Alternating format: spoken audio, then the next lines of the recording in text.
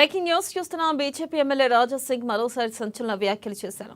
ఔరంగజేబు సమాధిని కూల్చివేస్తామని, సముద్రంలో పడేస్తామని స్పష్టం చేశారు. తెలంగాణ హిందువులు అవసరమైతే మహారాష్ట్ర హిందువులకు మద్దతుగా వెళ్తారని పేర్కొన్నారు.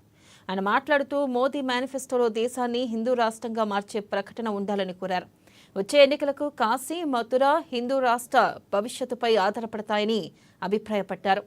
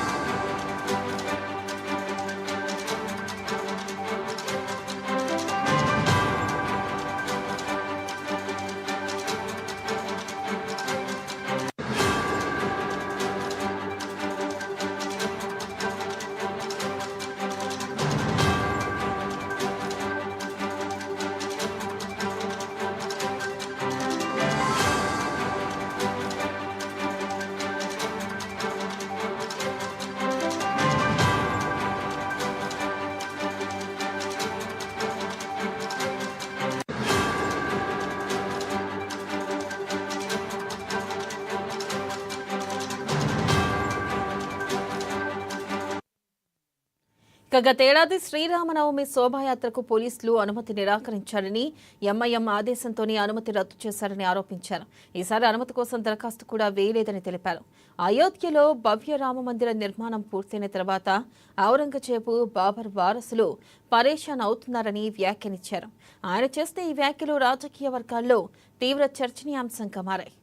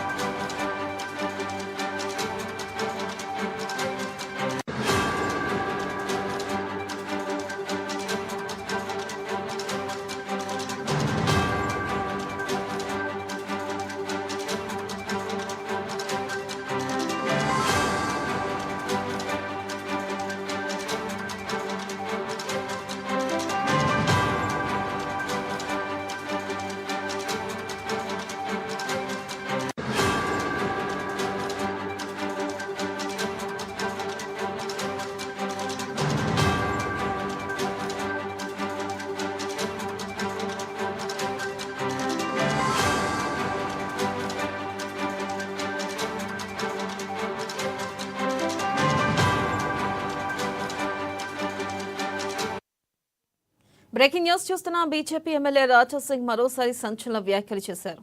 ఔరంగజేబు సమాధిని కూల్చివేస్తామని, సముద్రంలో పడేస్తామని స్పష్టం చేశారు.